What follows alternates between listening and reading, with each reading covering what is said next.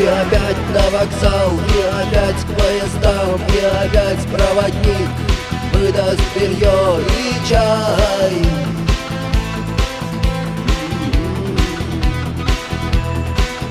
И опять не усну, и опять сквозь грохот колес мне послышится слово: прощай. Но странный стук зовет дорогу. Может, сердце, может, стук в дверь. И когда я обернусь на пороге, я скажу одно: